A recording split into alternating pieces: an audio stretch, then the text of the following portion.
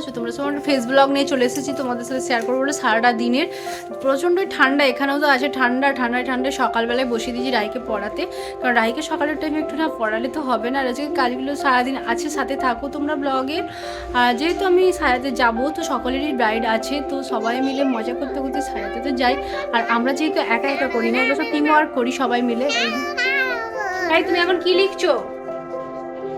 পড়াতে বসেছে, এই যে লিখেছে, এক পাতা হ্যান্ড রাইটিং করেছে এক পাতার মতন। তো দেখি ওর সাথে থাকি। আর যা ঠান্ডা, সোয়েটার তো ঘুম থেকে উঠে পড়েছি, তো সাথে থাকো। মানে 2টোর মধ্যে বেরোবো, তুমি কিন্তু দেরি করো না তিয়াসা, ঠিক আছে? আমি 2টোর মধ্যে বেরোচ্ছি। মানে গাইডদের সাথে কথোপকথন চলছে।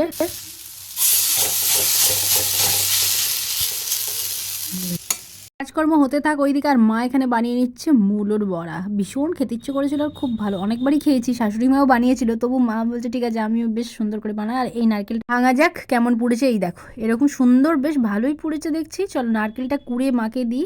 আর অনেকগুলো যেহেতু ব্রাইড আছে, 3টে ব্রাইড আছে আজকে, তো ও আগের মানে বোন তাড়াতাড়ি বেরিয়ে গেছে একজন অ্যাসিস্ট্যান্ট নিয়ে, আর আমি একটু পরে বেরাবো অ্যাসিস্ট্যান্ট নিয়ে, কারণ তারা একটু দেরি হবে, কারণ অনেক বাড়িতে মিষ্টি জল খেতে গিয়েছে।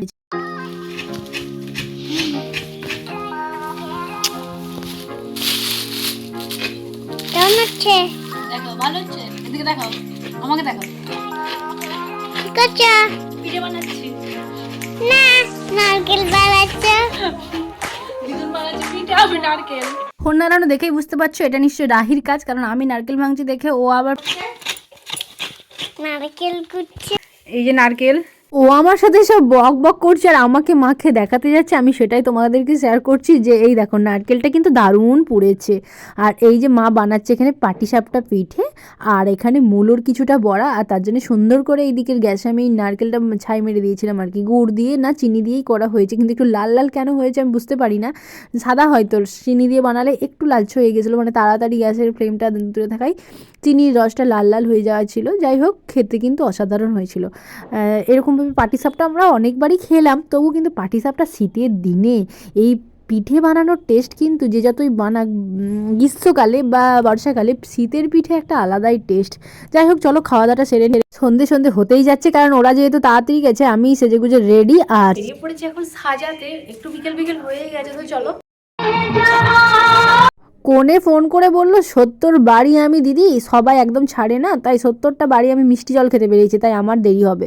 যাই হোক কী আর করবো, আমি কি আগে থেকে গিয়ে বসে থাকবো নাকি? তাই এত সুন্দর কিন্তু এখানটা করেছে। চলে এসেছি কোনের বাড়ি, সুন্দর করে মণ্ডপটা সাজিয়েছে, তো অলরেডি রেডি ছিল। আমি টপ করে শাড়ি ড্র্যাপটা করে নিয়েছি। এই হচ্ছে ব্রাইডকে আমাকে আগে থেকেই চিনে খুবই ভালো। ওকে আমি সুন্দর করে শাড়ি পরিয়ে নিয়েছি। ও কিন্তু লাল শাড়ি একদমই নেয় না, একটা অন্য রকমের তুঁতের সাথে কন্ট্রাস্ট করে ইঞ্চের একটা কম্বিনেশনের শাড়ি পরেছে। যাই হোক খুব ভালো একটা বেশ অন্য রকমের শাড়ি লাগছে, তো কেমন লাগছে আমি সেটা অবশ্যই জানাবো। তো ওই যে তোমরা একটু দেখে নাও, এই পিছনের মুকুটটা আমি কিন্তু ঠিক করে দিয়েছিলাম লাস্টে। চলো সহেলিকে আজকে আমি ব্রাইড করেছি, ও একটা অন্যরকম লুক দিয়েছি। এই যে কেমন লেগেছে বলো?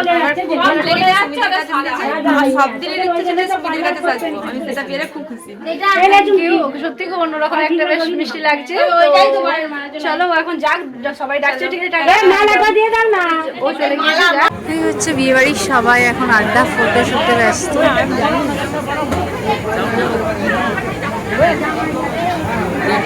অ্যাসিস্ট করার জন্য একজন তো থাকেই, তো আমি আর অর্পিতা এসেছি। প্রচুর গান বাজছে এখানে। যাই হোক খাওয়া দাওয়া না করে একদম ছাড়বে না, চেনা জানার ব্যাপার, তাই খেয়েও নি। ভালোমিতে বসে পড়েছি আমরা খাওয়া দাওয়া করতে, খুবই জোর করছিল, ছাড়ছিল না। তো চেনা জানাই যেহেতু, তো চলো খাওয়া দাওয়া ছেড়ে নিই। প্রচুর ভিড় এখন ঘুরতে পারছে, খেয়ে ফিরবো বাড়ি। খাওয়া দাওয়ার মেনু খুব ভালো, ভিড়ের মাঝখানেও আমাদের 2টো সিট করে দিয়েছিল দাদা। খেয়ে নিয়ে নেবার পর টোটোতে করে আমাদের বাড়িতে দিয়ে আসবে, কিছুটা দূরে।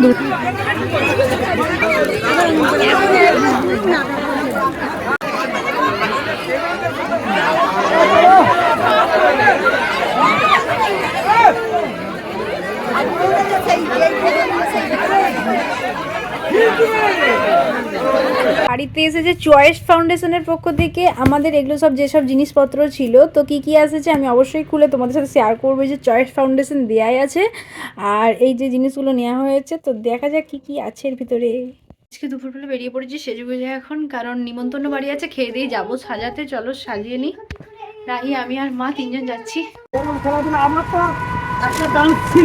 তোমরা অলরেডি বুঝতে পেরে গিয়েছো যে আমি 2 দিনের ব্লগ একসাথেই তোমাদের সাথে শেয়ার করলাম, কারণ আমার শারীরিক দিক থেকে একটু খারাপ হয়ে গেছে, কারণ যাওয়া আসা ঠান্ডা প্রচণ্ড, এডিট করে শেয়ার করতে আমি পারি না, তাই 2 দিন তোমাদের সাথে একসাথেই শেয়ার করলাম। চলে এসেছি ব্রাইডের বাড়ি, কারণ দ্বিতীয় দিনে আমি তাড়াতাড়ি ব্রাইডের বাড়ি এসেছি, কারণ ওর আজকে যেহেতু রিসেপশন তাড়াতাড়ি ছিল তাই চলে এসেছি।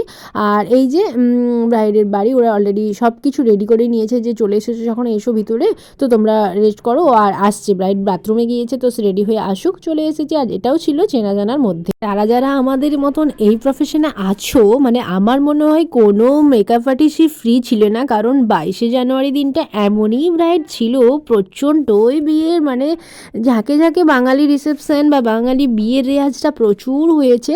তো কোনো মেকআপ আর্টিস্টই খালি আছো বলে আমার মনে হয় না। তো প্রচুর, আমরাও একদিন দিনে 3টে 4টে করে ব্রাইড পড়ছে, এদিক ওদিক করে ম্যানেজ করছে, সেটা তোমরা আগেও জানো। তো এসেছি আমি এখানে রিসেপশন করতে, সাথে পার্টি মেকআপও আছে। চলো নিজের কাজবাজগুলো সেরে আর খুব ন্যাচারাল স্মুথ আর একটা হালকা ফুলকা মেকআপ চেয়েছে এরা, হেভি কোনো মানে সেরকম বাজেটেও আমাদের বুক করেনি, আর সেরকম ডিমান্ডও নেই। শুধু মনে হয়েছিল একদিনকে দিদি চুলটা ফেলে রেখো, আর একটা নর্মাল দেখো, কাজ শিখলে কম মেকআপ বেশি বাজেটের মেকআপ সব রকমই তো আমাদের কাছে থাকে, কারণ সব রকম নিয়েই কাজ করা হয়, একটা দিয়ে তো কখনোই হয় না। তাই যেহেতু সিম্পল চেয়েছিল, তো সিম্পল আর ন্যাচারালের মধ্যে একটা লুক দেওয়ার চেষ্টা করেছি, একদমই ন্যাচারাল চেয়েছিল, কারণ বিয়ের দিনে চেয়েছিল যেহেতু খপা করা হয়েছিল। আগের দিনে আমি যেতে পারি না, আমি যেহেতু অন্য জায়গায় গিয়েছিলাম, বোন একে বিয়েতে সাজিয়েছিল, তো আর আমি এসেছি রিসেপশনে ওকে সাজানোর জন্য। তো চলো ওকে ওর লুকটা করি। এটাও হচ্ছে আমাদের ওখানে বাড়ি, পাশেই বিয়ে হচ্ছে, তো চেনা চেনা সবাই জানলেও অনেক মানে মেকআপ আর্টিস্ট থাকলেও আমাদেরকে অনেক সাজেস্ট করে। মানে যাই হোক, আমরা দুজনে কোনো আজকের ব্রাইডে যে মিতাকে কেমন লেগেছে বল? মিতা সেজে আমার সেজে খুব ভালো লেগেছে, আমি ঠিক যেমন চেয়েছি সেরকম। আর প্রচুর বকেছি, বকে বকে পাগল করে দিল। যাই হোক, ওকে একটা এরকমই লুক চেয়েছিল ও, সেরকমই ওকে করে দিয়েছি। ঠিক আছে, চলো এবার ফিরবো বাড়ি। আজ আমি আর রিনা এসেছিলাম, রিনা রেডি, ব্যাগপত্র গোছ করে আমার অ্যাসিস্ট্যান্ট হয়ে গেছে। চলো এবার যাচ্ছি। এরাও সাজানোর পর কিন্তু অনেকটাই খাওয়া দাওয়ার জন্য জোর করছিল, কিন্তু আমার শরীরটা একদম দিচ্ছিল না, মানে মাথাটা খুব ব্যথা ব্যথা করছে, তাই ফিরবো বাড়ি। দাঁড়িয়ে আছি, গাড়ি এখন আনতে আসবে আমাদেরকে। টোটো বলেছি, জাস্ট টোটো এসেছে বাড়ি থেকে, যেহেতু কিছুটা দূরে তার জন্য টোটো আসবে। দাঁড়িয়ে আছি, দাদা আসছে আনতে, যেহেতু চেন্নাই টোটো, চাপ নেই, নিয়ে যাবে। আর এই হচ্ছে আলো, বেশ অন্ধকার হলো, বেশ ভালো লাগছে আলোর কায়দাটা। তো চলো ফিরি বাড়ি, তারপর দেখা হচ্ছে। যারা যারা আমার ব্লগ বন্ধু আছে তাদের মধ্যে কেউ কেউ মেকআপ আর্টিস্ট যদি হয়ে থাকে তাদেরও নিশ্চয়ই কাজ আছে। আমি যেহেতু ব্লগের সাথে সাথে শেয়ার করি, এটা আর আলাদা তো সত্যি কথা বলতে মেকআপ নিয়ে ফেসবুক পেজে আমরা থাকি।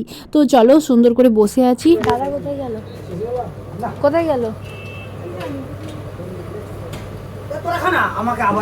দুটো খাও না, কিছু না। তুমি দুটো না, জল দে না।